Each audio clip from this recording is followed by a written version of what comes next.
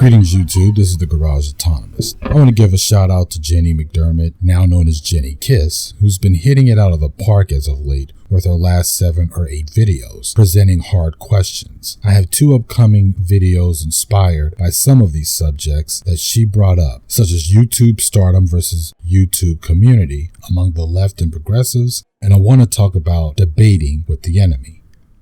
On Monday, it was Jenny's live stream where I first heard about Heather Annabelle's murder, and the next day I made the video. I was surprised by the popularity of the thing, and a huge shout out goes to BabyradfemTV, who mirrored it. I wound up with almost 40 more subscribers right after she posted the video on her channel. So I thank her for that, and I strongly suggest you guys check her out and subscribe. Her link is in the low bar. I said on the last Autonomist Lounge that I was going to take a break from the manosphere after I put out the next few videos. But looking at the nerve that I touched in Baby Radfem's comments section of my video, I can only say that I'm glad that people got my emphasis on male violence against women. You could say what Alexander did was fueled by all kinds of stuff, but either way, he is accountable. As much as both Republicans and the Democrats have worked together to gut veteran benefits, Alexander still had resources to turn to help if he was suffering that bad. He could have started with removing himself from those around him so that he would not be a danger, and of course, removing himself from weapons. But what break can I really take from the manosphere without one last word at the manosphere's black sector, or as they call themselves, the Negromanosphere, or rather what I'd like to call them, the coon contingent. Because you see, this week, these lowlives, these lawn jockeys for the white supremacist state, have been in a joy huddle over some pictures that have circulated in social networks last week. The pictures in question are of letters from various housing authority agencies for Section 8 sent to clients telling them that their benefits are terminated. The clients so far, as we've seen, are black women, but as we all know, there are other nationalities, including men, who are on Section 8. But these dudes are particularly in love with the trope that all people who are on welfare are black women, and there is a reason for that. See, in the feeble mind of these sociopaths, they see public assistance as the all-powerful force that brought black women from under their thumb in the 1960s, and therefore kicking black men out of the families, a lie that cannot be documented except for the myth-laden Moynihan report, which is the rug that the coon contingent's church is built on. Below are links in the low bar that deconstruct and critique the flaws of the Moynihan report. But basically the idea was to give the black male his fiefdom within a household if giving him the economic justice, in other words, jobs and job training that would put black men on an equal playing field.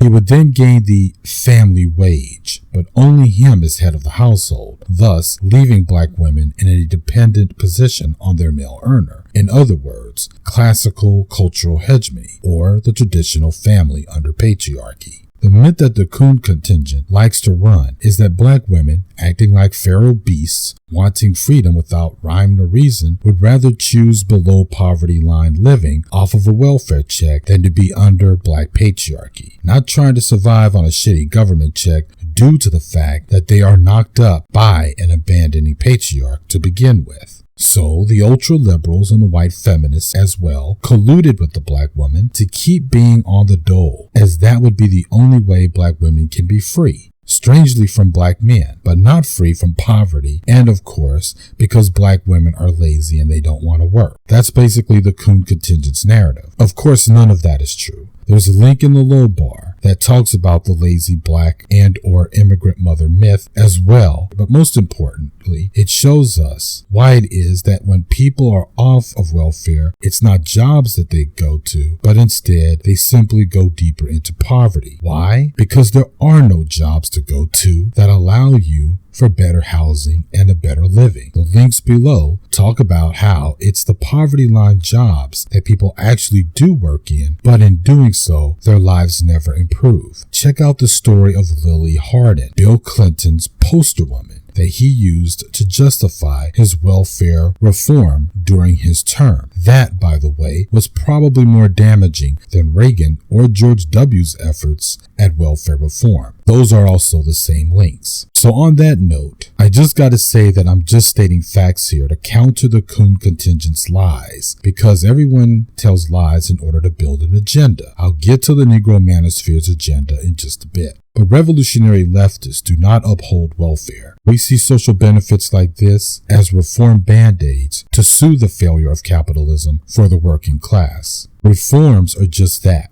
Quick fixes that are not really fixes at all, and they are designed to be dismantled at the whim of the rulers. The only real cure for poverty is to end an economic system that creates it, and it will take a revolution to do just that. The old welfare programs, rooted from the 1930s, were created out of political expediency because it was meant to quell the militant labor movements at the time that were fighting for real change in society and, yes, fighting for a class war. But back to the ruling class's lawn jockeys of YouTube. You see, these guys are looking for these fast-tailed sapphires to be brought under their control. The way they see it, welfare has broken the leash of black women, allowing them to have multiple kids and wear flip-flops and Daisy Dukes in mid-March. Yes, that's a thing for these dudes. So if losing their benefits, these women pushed to homelessness and eating cat food will embrace respectability politics and therefore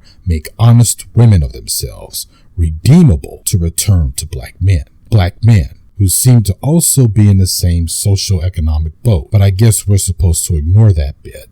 Moving on. So I have a question. The question goes out to Latinx males, men of the First Nations, Native Africans of South Africa, the Native African men who are old enough to remember their colonial masters, the South Asian men old enough to remember when the British Empire ruled the region, and to the Maori man and the Aboriginal man, etc., etc. This is the question.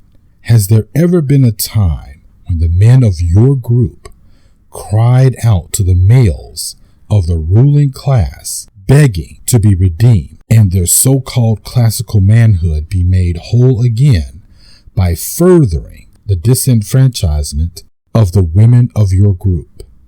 In other words, have you ever seen other men of your nationality or within your diaspora ask the ruling class patriarchs to please take away social services from the women of their same group so that the poverty that these women are living will get worse and that they will be forced to heel like trained and loyal dogs, starved into subservience? No, I didn't think so. But see, that's what you'll find here on YouTube amongst the Coon contingent. The few, the fucked up, the Negromanosphere. Anyway, thanks for listening and drive home safely from the lounge.